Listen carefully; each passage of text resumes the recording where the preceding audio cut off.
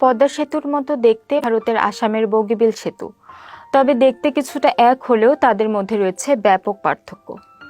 এদের নকশা, উপাদান, দৈর্ঘ্য, নির্মাণ ব্যয় ও অর্থনৈতিক গুরুত্বে রয়েছে তফাৎ। আসামের বিক্রগড়ে ব্রহ্মপুত্র নদের উপর তৈরি করা হয়েছে বগিবিল সেতু। 4.9 কিলোমিটার দীর্ঘ এই সেতুর উপর দিয়ে 60 টন ওজনের ট্রাক চলাচল করতে পারে। এটি ভারতের দীর্ঘতম দ্বিতল সেতু।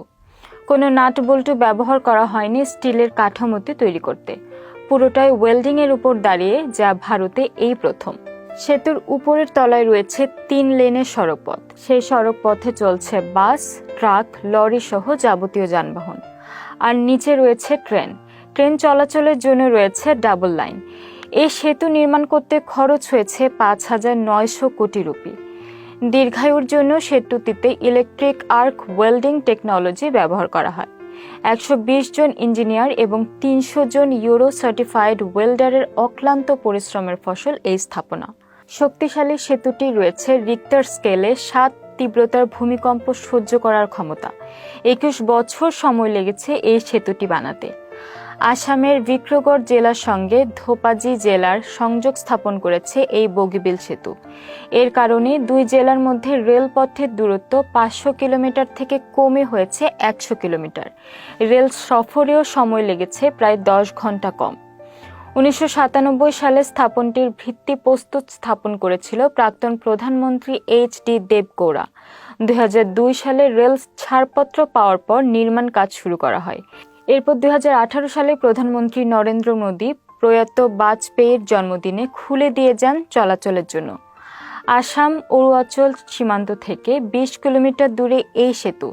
সীমান্তের খুব কাছাকাছি হওয়ায় অবস্থানগত দিক থেকে এর গুরুত্ব অপরিসীম। অপরদিকে বাংলাদেশের সবচেয়ে বড় অবকাঠামো হলো পদ্মা সেতু।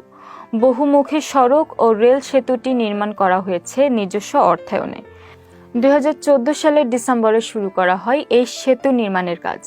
2017 সালে পিলারের প্রথম স্প্যান বসানোর মধ্য দিয়ে দৃশ্যমান হতে থাকে পদ্মা সেতুর কাঠামো। এরপর থেকে একে একে 42টি পিলার বসানো হয় 150 মিটার দৈর্ঘ্যের 41টি স্প্যান। সেতুটি তৈরিতে মূল উপাদান হিসেবে তৈরি করা হয়েছে কংক্রিট ও স্টিল। 6.15 কিলোমিটার দৈর্ঘ্যের সেতুটি মুন্সিগঞ্জের লৌহজংয়ের সঙ্গে শরীয়তপুর এবং মাদারীপুর যুক্ত হয়েছে। 2 স্তর বিশিষ্ট ট্রাস ব্রিজটির ওপরের স্তরে থাকছে 4 লেনের সড়কপথ আর নিচের স্তরে থাকছে একটি একক রেলপথ। সেতুটির মূল কাঠামোর উচ্চতা শুরু থেকে শেষ পর্যন্ত সমান। এর মূল কারণ নিচ দিয়ে আছে রেল লাইন। পানির স্তর থেকে পদ্মা সেতুর উচ্চতা 7 ফুট। পাইলিং গভীরতা 383 ফুট।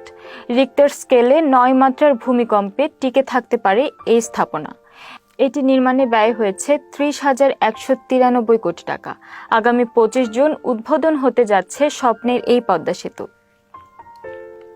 দর্শক, পুরো সংবাদ জুড়ে আপনাদের সাথে ছিলাম আমি ইরতিফা রহমান। পরবর্তী নিউজের আপডেট পেতে দূরবীন নিউজের সাথে থাকুন। ধন্যবাদ।